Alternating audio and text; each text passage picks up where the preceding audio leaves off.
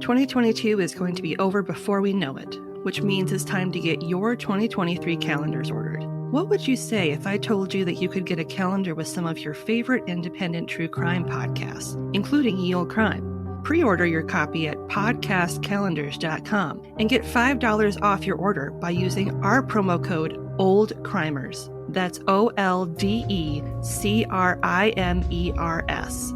And if you order before November 30th, you can get an additional 10% off. That's podcastcalendars.com, code OLDECRIMERS. Don't miss your chance to spend May with us, and we'll see you next time with another tale as old as crime. We are Cultivate. Cultivate. Cultivate. Cultivate. Cultivate. Cultivate. We are Cultivate.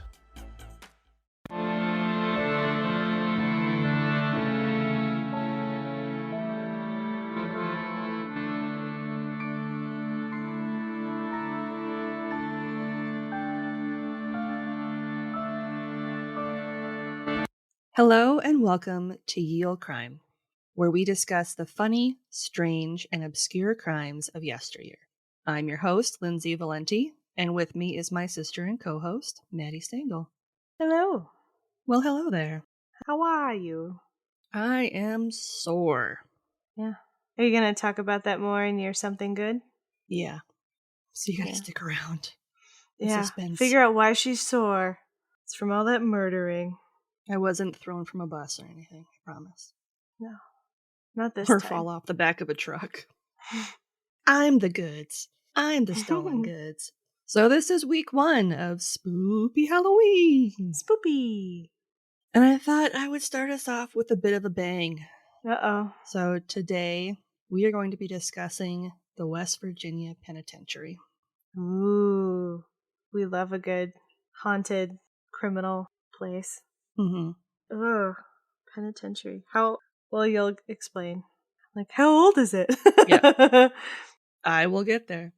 So information was pulled from the following sources: a 2022 West Virginia Explorer article by David Sabre, 2021 WTRF article by Stephanie Grindley, 2020 Mysterious Universe article by Jocelyn LeBlanc, Atlas Obscura, Haunted Places to Go, Legends of America, Mountaineer Media article by Shannon Stowers, Ohio County Public Library, Pilot Guides, Travel Channel, West Virginia Penitentiary History, and Wikipedia. Nice.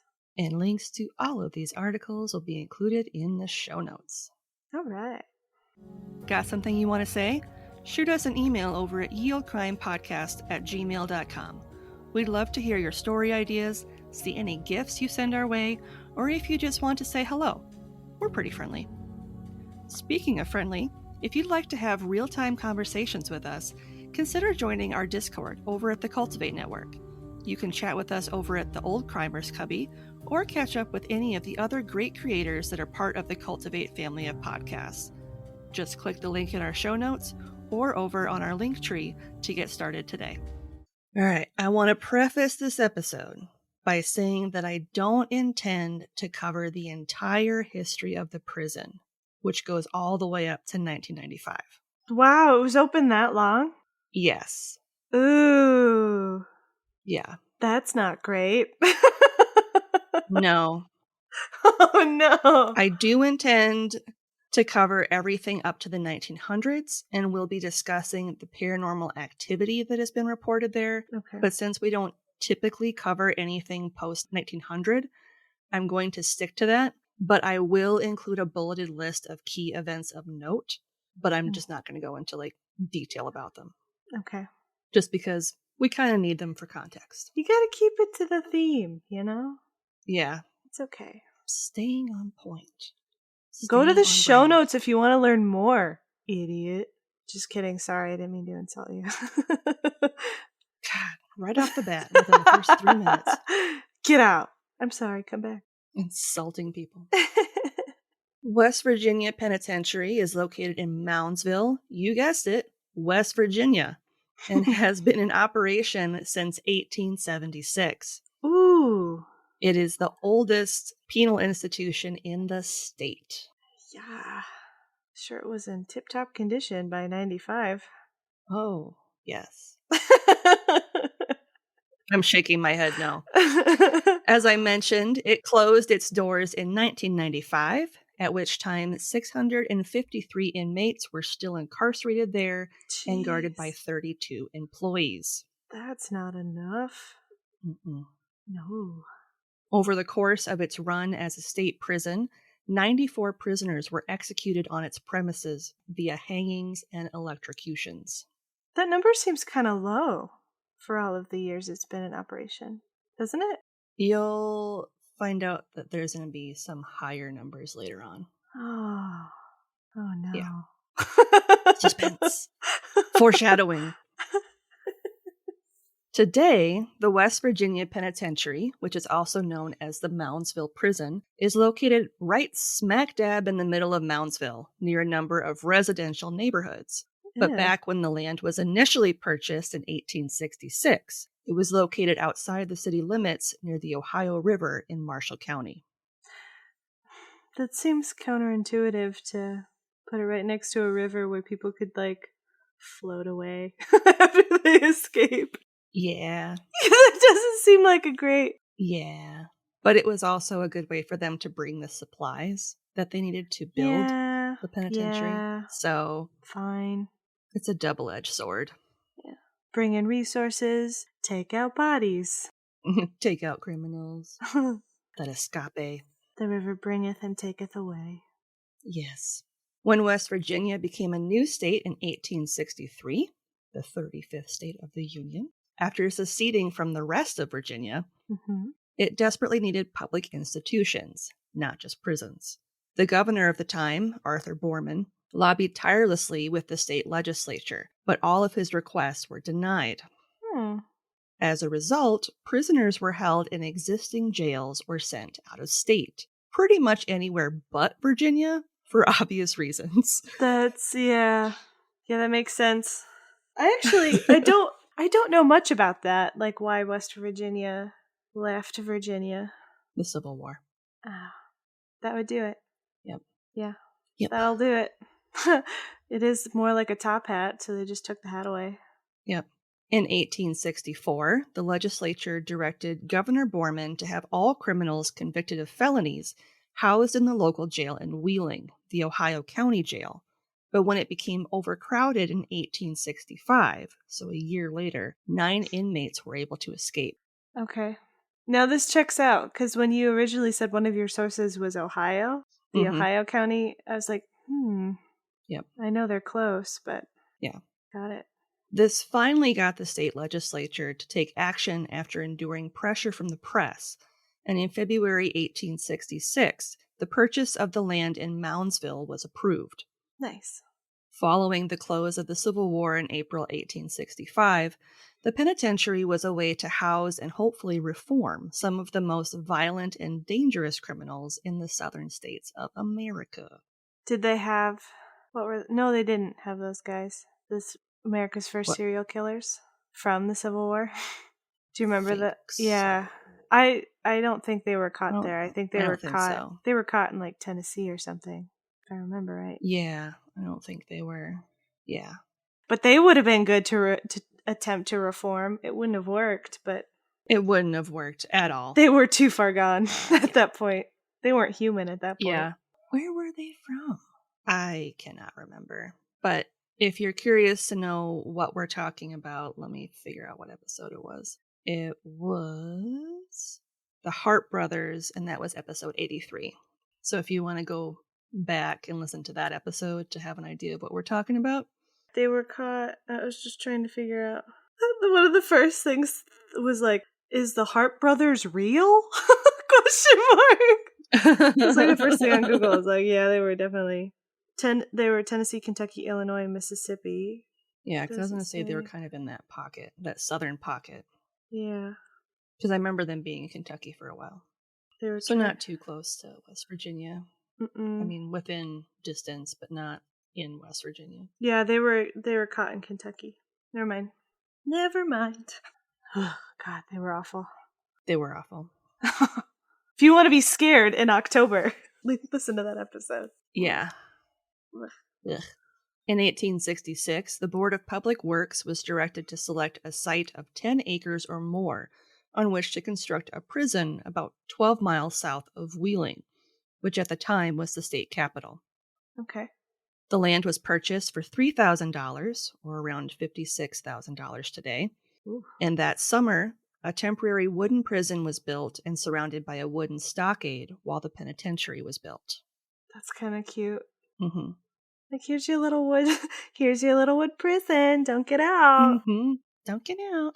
Don't get out. You stay in there. You gotta stay in there. No sharp tools. No fire. No matches. No matches. The building was modeled off the 1858 Northern Illinois Penitentiary in Joliet, although it would be half the size. Okay. No architectural drawings have survived, or at least if they have, they haven't been discovered. Okay. But according to an 1867 report by the Board of Directors, the prison was to be built on 10 acres, or 4 hectares of land, with 7 of those acres, or 2.8 hectares, to be enclosed for the prison. Okay. So still like enough room to grow too if they needed. Mm-hmm. They needed it. Got it. The hand-cut stone structure, which is constructed in a Gothic architectural style and includes turrets and battlements, gives the entire building a military feel. Yeah, that would be very intimidating to go into as a prison as opposed to the wood shack. Yeah, if you see pictures of this place, it is pretty intimidating looking. It's like you're going into, it is ye old prison, like a medieval prison. Yeah. The prison was able to make money utilizing, you guessed it, inmate labor. And the first phase of the construction was completed in 1876 with a total cost of $363,061, or around $10 million today. Ooh, I can see why the West Virginia government was like, no. Yeah. We don't want to build this. Yeah. No. The building itself was 5 feet or 1.5 meter wide walls at the base and tapered to 2.5 feet or 0.75 meters wide at the top. It had 5 feet deep foundations or 1.5 meters, and the walls were 25 inches thick in an effort to prevent escapes. Jeez. Escape is unlikely considering the walls are 24 feet or 7.3 meters high. Each corner of the walls included a large turret for the guards that had interior staircases. So kind of like big watchtowers, basically. Yeah, so they were in like tiny, tiny little boxes with giant roofs. Mm-hmm. Yeah. And I feel like what I was describing just now is actually the walls of the prison, like the exterior walls, not the interior walls, because I don't understand why the building would have tapered at the top. So those are the walls around the building, not the actual building itself. So that's what the exterior looks like. It's meant to be kind of pointy and intimidating. Mm-hmm. Okay. The northern and southern cell blocks each measured 300 by 52 feet, or 91 by 16 meters, and the north wing initially included a kitchen, dining room, and chapel before more cells were added in the 1890s. Well, that didn't take long. Yeah. Had to expand real fast. You'll see why. Real quick. Oh, boy. The southern hall contained 224 cell blocks that measured 4 by 7 feet, or 1.2 by 2 meters. 4 feet by 7 feet. No, that would have been awful. That's small. Yeah. Actually, I have another spot where it says 5 by 7, so it would have been 1.5 by 2 meters. Yeah. Still not great. Not great.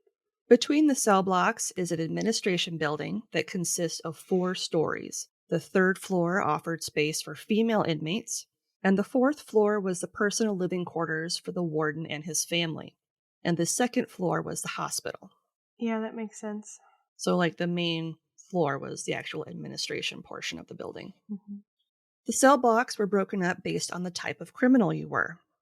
The North Hall, or the Alamo, as it was called, was where the worst criminals would be held in 5 by 7 foot cells, as we mentioned before. Yeah, the smallest ones. New Wall was home to the general population, Rat Row was where the snitches were housed to offer them extra protection. Oh, no. Yeah. Rat Row. Rat Row. Okay.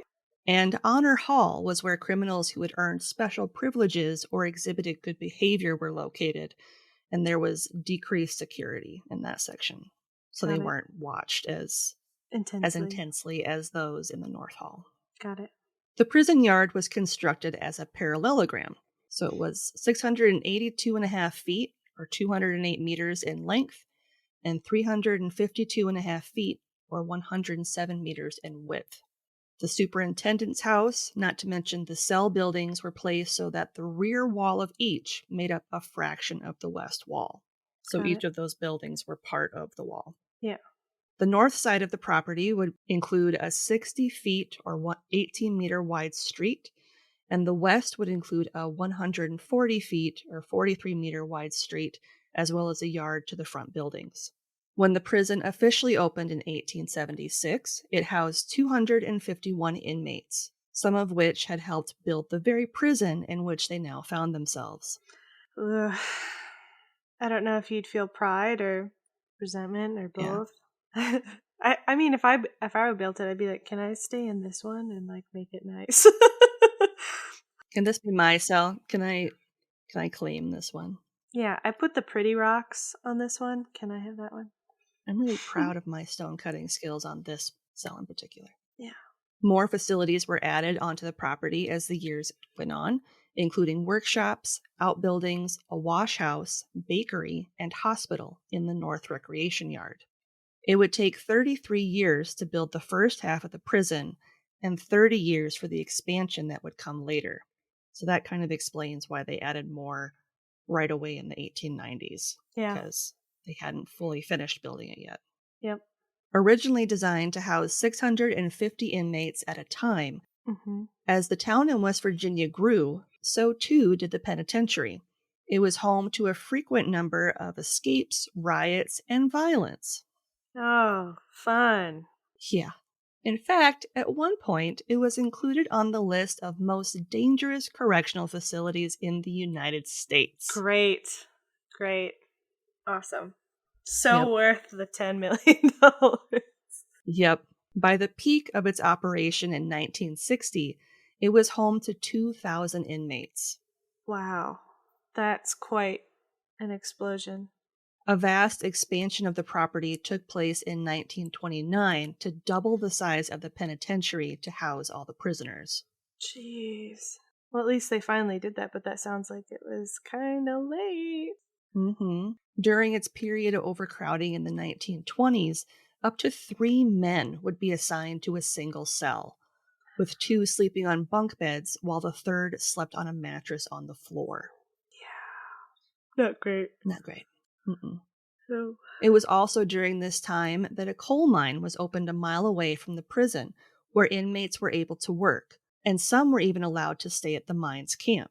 With the addition of the coal mine, it helped provide for the prison's energy needs, saving the state around $14,000 or around $232,000 today a year in energy costs.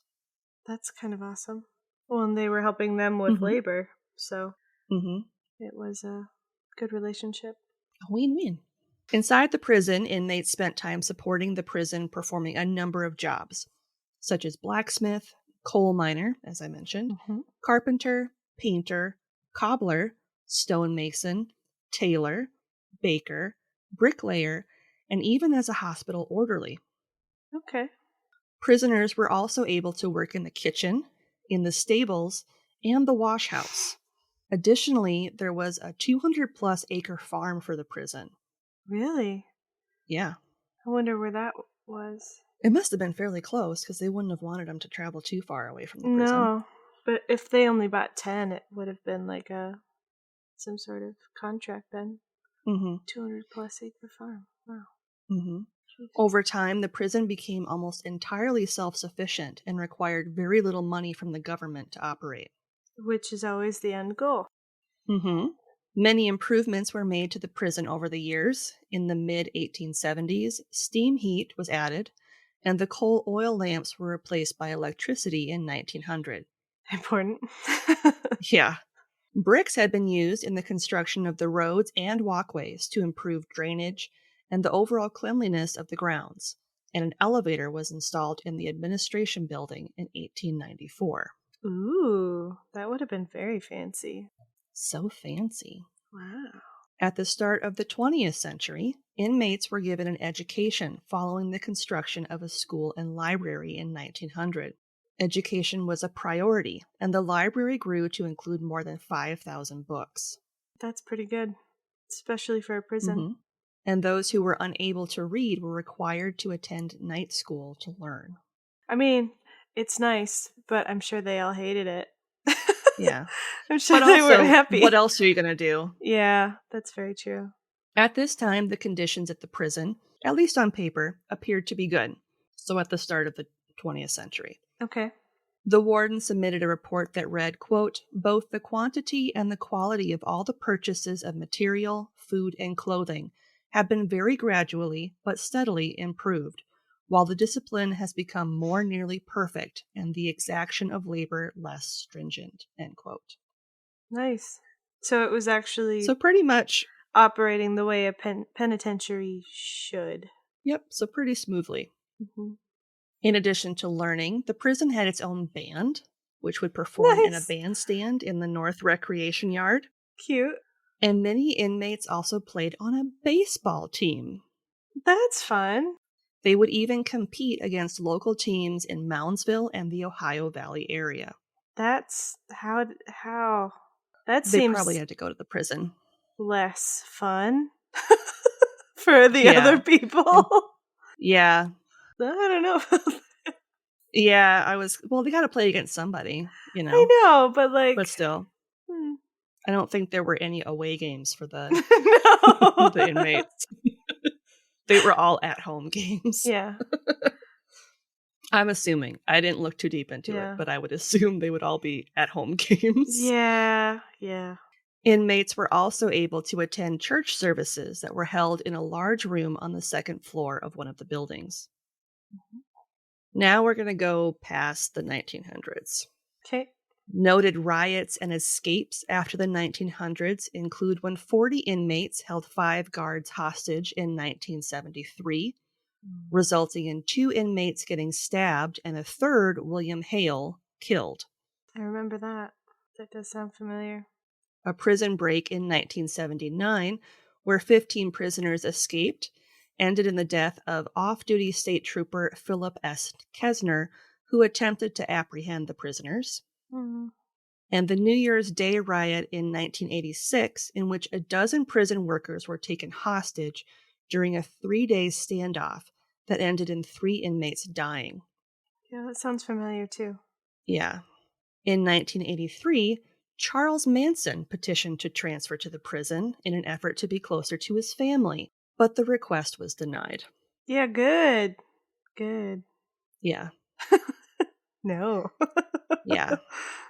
In 1992, 3 men were able to tunnel out of the prison. That's kind of fun. That's a very George Clooney thing. Yeah, it reminded me of the Shawshank escape, which I think happened there. I didn't see a lot on it, but it must not have happened there. Or if it did, it wasn't really called out. Okay. Anyway, in total, there were 510 successful escape attempts between 1960 and 1995, most notable of which were the 13 attempts by inmate Fast Freddy. That's kind of great. Mm-hmm. But what did Fast Freddy do? Why was he there? Do you know? I don't know. Okay. Probably something not great if he was there 13 times. Yeah. The prison housed around 80 women between 1876 and 1947, at which point a new facility had been opened up at Pence Springs, and the female inmates were transferred there. In regards to executions, of which 94 took place at the penitentiary, the last hanging to take place within its walls was in 1949, and inmate Paul Glenn was tasked with building the electric chair, Old Sparky, that would take the lives of 9 men starting in 1951. Oh, Sparky. What a cute name for such a horrific thing. Yeah. Okay. West Virginia became the 12th state and the only one in the South to officially abolish capital punishment and the death penalty in 1959. Got it. So that's why there weren't as many. Mm-hmm. Okay. It is estimated that over the lifetime of the prison, nearly 1,000 people passed away within its walls. Remember I said the number's bigger? Yeah. Natural causes, poisons, all that stuff. If you are factoring the 94 executions that took place, 85 of which were hangings, there are many, many more deaths that weren't a result of capital punishment. Approximately 998 men died in the prison, and of those, 36 of them were the result of homicides, and a number of completed suicides were also reported. Yeah. And then you got to factor in people who got sick, people who died of old age, or heart attacks, or who knows what. Yeah. I mean, it makes sense, especially if, like, it took them a while to get steam heat into the building, you know? Mm-hmm. Like that alone. Well, yeah, and how many people died in construction accidents, or if they were working in the coal mines, you know. Makes sense. Any number of ways you could have passed. Fun fact, hangings at the prison were open to the public until June 19th, 1931, when an inmate named Frank Heyer was hanged for murdering his wife. When the trap door was opened and he fell, he was immediately decapitated. Oh! Yeah. How does they that... kind of stopped allowing the general public to come by after that. How does that happen? The rope was too tight? I don't know. Either that or he had a very small neck. I don't know. Wow. Because you don't hear of that happening. No. Often. Either that or it was like a very long drop. I don't know. That one kind of... At least it stood out for me. They didn't have to wait for him to die. Yeah, it was pretty instantaneous. Following this botched execution, the only people allowed after this were the perpetrator's family, the family of the victim/victims, media, clergy, and the coroner. Yeah. One of the most noted hangings conducted at the prison was that of Harry Powers in 1932, who was one of the first serial killers in modern history. Oh. I'll have to look into him because I've never heard of him before. Yeah, I haven't heard of him either. I mean, I won't be able to cover him because it's 1932, but... No, but maybe we can take a peek. On like a guest podcast or something. Mm-hmm. The last man to be hung at the prison was Bud Peterson on February 25th, 1949. Bud was convicted of murdering a woman over a poker debt. He was buried in the prison cemetery after his family refused to claim his body. Yeah, he sounds great. Mm-hmm. Nice. The last man to be executed via electric chair at the prison was Elmer Brunner on April 3rd, 1959. All right. At the end of the day, West Virginia Penitentiary operated for 129 years, and the hauntings were reported as early as the 1930s. Oh. A perfect example of this is when guards from the watchtowers would see inmates walking in an area where they shouldn't be. After sounding the alarm, once they started to investigate the area, no living inmate would be found. Not great. No. That would really make you kind of second guess everything. Mm-hmm. I hate it. Ugh. One of the first ghosts to be seen on the property is that of inmate R.D. Wall. Wall was a known snitch, and on October 8th, 1929, when he was heading down to the boiler room in the basement, he was jumped by 3 of his fellow inmates who stabbed him to death with dull shivs. Ah, the dull part, really. That's not great. No. Yeah. Oh boy. They said when they discovered him, he was pretty much just like ripped to shreds, which is horrifying. That's not great. There have been a number of reports of paranormal experiences at West Virginia Penn, such as unexplained footsteps, sudden cold spots, voices, and other noises, as well as feeling an overwhelming sense of panic. Great. Yeah, it gets better. Sounds like a really great place to visit. Yeah. Visitors have been tapped, felt something brush against them, and some have even been shoved. No, thank you. The circular entrance gate has also been reported to turn on its own, as if inmates of the past are in a residual loop entering the prison. Oh, okay. It's one of those like turnstile looking type entrances. Yeah, that sucks for them. That's their eternity. And that'd be terrifying to watch move. Because those things are like metal. Like, yeah, they're big, not easy heavy to move. metal doors. No. Not something the wind can just do. No. They're not made of aluminum. People who have gone on haunted tours of the penitentiary, not to mention people who have investigated, shout out to Bagel Bites and crew, believe that a number of former inmates continue to roam the halls.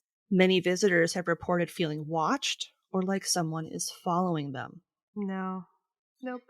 According to legend, as we have often heard in the past, it is believed that the prison was built on land that once belonged to a group of indigenous peoples. Of course. Despite what you might think, this theory isn't outside the realm of possibility. Yeah. The land that the penitentiary is built on is directly across from the Grave Creek Mound, which is one of the largest conical-type burial mounds in the United States, standing at 62 feet high, or 19 meters, and 240 feet, or 72 meters in diameter. Dang. So this is big. Yeah. Dating all the way back to 250 and 150 BC, members of the Adena culture moved more than 60,000 tons of dirt to construct it. That's amazing. Yeah. So it's not outside the realm of possibility that the land that the prison is built on was home to smaller mounds. He's on ancient burial ground. Yeah. In this instance, yeah, it's really likely, as opposed to other places that are like, oh, this is an ancient Indian burial ground, when it's obviously like just made up to scare people. Scare you. You know what I mean? Yeah. Like, no, this probably was. Yeah. Very much so, yeah. Ugh. Several areas throughout the prison have been noted as experiencing some form of paranormal phenomena. Areas such as the chapel, the shower cages, which sounds lovely. Yeah. Death row, the sugar shack, which was the recreational area, and the hole are all common areas noted for their paranormal activity. The hole, right where you want to have voices in your head. Yep. Oh, God. No. The North Wagon Gate, where prisoners were brought to be hanged, is also an area with a high number of activity, as well as the North Hall, where the most dangerous prisoners were held. Other noted hotspots include the psych ward and the boiler room. Oh, yay. Not great. Going back to the sugar shack, this room was designed specifically to act as a place of recreation when the weather didn't allow the inmates to go outside. Okay. Kind of like how kids would play in the gym at school if the weather's too cold.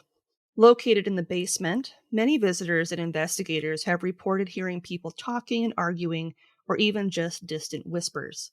Unexplained sounds and cold spots have also been noted in this section of the prison.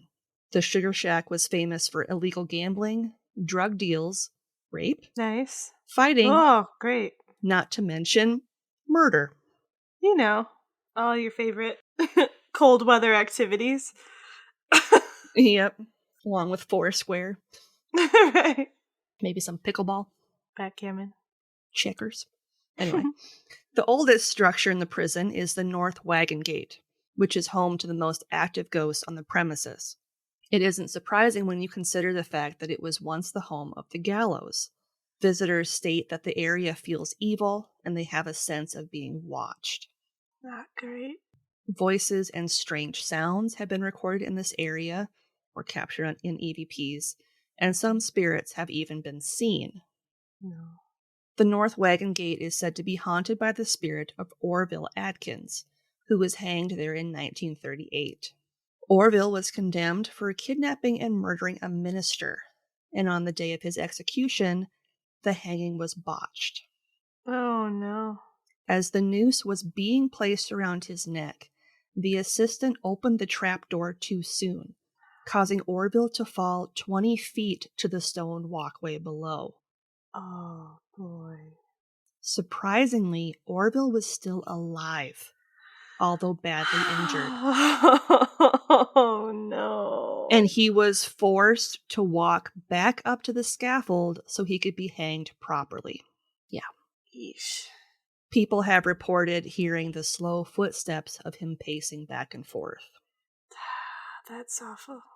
The prison's worst offenders were housed in the North Hall, not just for the atrocities they committed prior to their incarceration, but also for the crimes they committed inside the prison's walls. Inmates would be locked in their cells for 23 hours a day. And despite this, 2 murders were committed there. A biker named Danny was stabbed in the eye by another inmate, resulting in him dying of hemorrhages. Oh, God. Okay. Yeah. The second was a man named William Red Snyder. William had been convicted after murdering his parents and dismembering their corpses. Oh, great. Yeah. Several inmates disliked him, and he was involved in a number of fights. No kidding. You mean he wasn't the social entertainer? Yeah. He's such a nice guy. You would think with a nickname like Red, he'd be, like, super popular. There you go. He died after he was fatally stabbed 37 times in front of his cell by a fellow inmate. That would do it. Mm-hmm. That would do it. The North Hall has been noted for photographic anomalies, equipment malfunctions, not to mention the sounds of cell doors banging shut when no one is there. No. Visitors have reported feeling extremely uncomfortable in this section of the prison, and as you can imagine, William's cell in particular is said to be haunted. Yeah, that makes sense. Yep. Mm-hmm. Visitors to the solitary confinement area have reported encountering cold spots, and some have even felt someone touching their back. No, I do not consent. I don't like that. I don't like it. No. The basement in its entirety is said to be haunted by the spirit of a maintenance man who used to work at the prison. Aww. He often spied on the prisoners and reported any news or infractions to the guards. As a result, he was later found stabbed multiple times with shivs in the basement bathroom. Yep, that checks out. Yeah. Mm-hmm. Snitches get stabbed. Snitches get shivved. No stitches for him, because he's dead. He's dead now. Visitors report seeing his ghost wandering the basement or experiencing equipment malfunctions. But shouldn't they be better if he's still working? No? He's like, I don't know how to fix these things. So I'm just gonna leave it. This is too modern. I'm just gonna ruin it. Yeah. Is this how you fix it? Bing, bing, I don't bing, like these newfangled battery-operated things. There you go. That's funny. I don't like it. One particular spirit, known as the Shadow Man, is particularly frightening. Hate that. He often hides in the shadows along the hallways and the cells themselves. Gross. The creepiest aspect of the Shadow Man is that he has no discernible features. No. He's made entirely of dark, ominous shadows. Hate it. No one is really sure who this spirit may be. Some believe it is a guard who just keeps checking on the cells after death. Others believe it is actually the spirit of an inmate, desperately trying to find his way out of the darkness. That feels more likely. But either way, I hate it. Yeah, not great. Visitors and staff alike have reported encountering a number of phenomena throughout the prison, including glimpses of apparitions, unpleasant odors, and the disembodied voice of someone calling out, "Help, I am trapped." Ugh. Not great. Cameras have captured faces, figures, orbs, and ghostly mists. Particularly sensitive individuals have even glimpsed figures in prison uniforms roaming the halls before disappearing into walls. No. To date, West Virginia Penitentiary is considered one of the most haunted correctional facilities in the United States and is listed on the National Register of Historic Places. Today, you can experience the prison for yourself, firsthand, in a number of ways. Yay! You can do a 90-minute day tour, overnight investigations, 3-hour investigations, and a number of other events that are hosted there between April and December. You can learn more about the tour options they have available by visiting their website, which I have included a link to in the show notes. All right. And that is the West Virginia Penitentiary. Hate it. Mm-hmm. Hate it. Not great. I think it's interesting that the first electric chair was invented by someone in the prison. Yeah, that is interesting. Like, I knew that fact, but I couldn't remember what prison it was and when it was invented. So now you know. Now I know. Poor Paul. He's like, I don't want to do it. Don't make me do it. I just hope he wasn't one of those 9 that was executed in his own invention. He might have. I mean? Yeah. Who knows? It's entirely possible. That would suck so much. Yeah. Looking for more content? You can find us online at yeoldecrimepodcast.com. If you'd like to see pictures from this week's episode, not to mention bonus content and funny memes, make sure to follow us on Twitter at yeoldecrimepod and on Facebook and Instagram at yeoldecrimepodcast. On TikTok? Of course you are. Follow us at yeoldecrimepodcast. Hi guys, we're your hosts of History of a Haunting podcast. My name is Carrie Hopper. And I am Archie Bays, and we are a weekly historical and paranormal podcast that brings you the history and the hauntings of locations all over the world, with barrels of facts, casks of humor, and boxes of wine. We take bad notes, can't do math, and words are hard. So grab a glass of wine and settle in. We've got some famous, infamous, and almost famous locations to tell you about, and why they became terrifying places to visit. You can find us anywhere you find your favorite podcasts and all over social media at HOAH Podcast and HOAHpodcast.com. Stay safe out there because you never know who or what is listening. Anyway, this week's podcast plug is History of a Haunting. What happens when a believer and a skeptic come together? Carrie Hopper and Laura Ackerman host a paranormal podcast that combines their love of history and hauntings. Each week, they tell tales of famous, infamous, and almost famous locations around the world and why they became terrifying places to visit. And we will have a link to their show in the show notes. All right. What's something good you'd like to share? This whole weekend, my fiance and I have been crafting, and it's been really fun. We've been really busy like the past month and haven't had a lot of time to like just kind of hang out and connect. And so we're in the office and he's at one desk and I'm at the other, and the dogs are play on the floor, and Smooch sleeps on Snorlax. We have a Snorlax plush, and we're all in the office, and I started working more on my diamond painting that I have. And then I'm actually going to start, I have this little model of a bakery. And so I'm going to repaint some of the pastries and stuff today. And then has a couple of models that he's working on. One of them's a pretty cool Gundam model. But yeah, we've just been crafting and like chatting and listening to podcasts. And it's been really nice. Cool. Yeah. What about you? So on Saturday, I did my first 5K in like probably around 8 years with some of my coworkers, and I am not a runner. I have activity-induced asthma, so I cannot run. And I was running late, of course, so I forgot my inhaler. Of course. Oh, no. But I went, and I finished the 5K in 12 minutes less than I normally would have taken. Which is awesome. So, especially 8 years after not doing anything. Yeah, so I consider it a win, and I may do it again next year. It was the Twin Cities Marathon 5K, and yeah, maybe I'll actually train and do it again next year and see if I can jog more.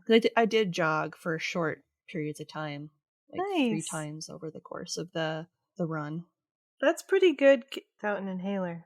That's really I would great. jog until I was like, I can't breathe no more, and then I would slow down and walk. Power walk it off. Yeah. Until I could catch my breath again. Nice. It was good. I'm glad I did it. And because we registered as part of a corporate team, we got to take these like commemorative glasses home because it's the 40th anniversary of the Twin Cities Marathon. Oh, nice. So I have a commemorative mug and I got a cool medal. So I felt really cool.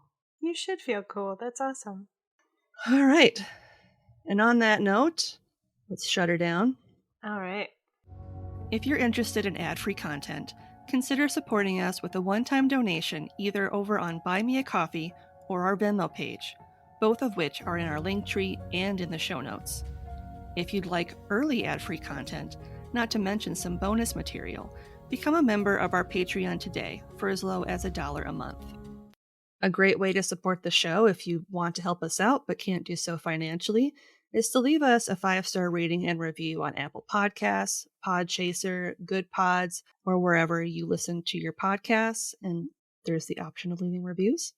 And this week's is a very short and sweet one from Podchaser, from our friends at the Short Shorts podcast. Nice, appropriate, short review from the Short Shorts podcast. And they say, true crime with a spin, 5 stars. So thank you very much for that short review, Short Shorts. Nice. If you want a playlist of all our episodes on YouTube, click the link in our show notes or in our link tree and subscribe today for not only a list of our full catalog, but a separate list as well, just of our Can You Crack the Cramp Word segments. I have no idea if there is a TeePublic sale. If there is, I will be noting it on social media, as I always do. Mm-hmm. And either way, we do have our Spoopy Halloween holiday merch out. We have our Spoopy shirt.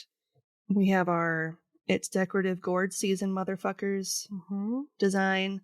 And we added 2 new designs that were provided to us by the lovely graphics department over at TeePublic.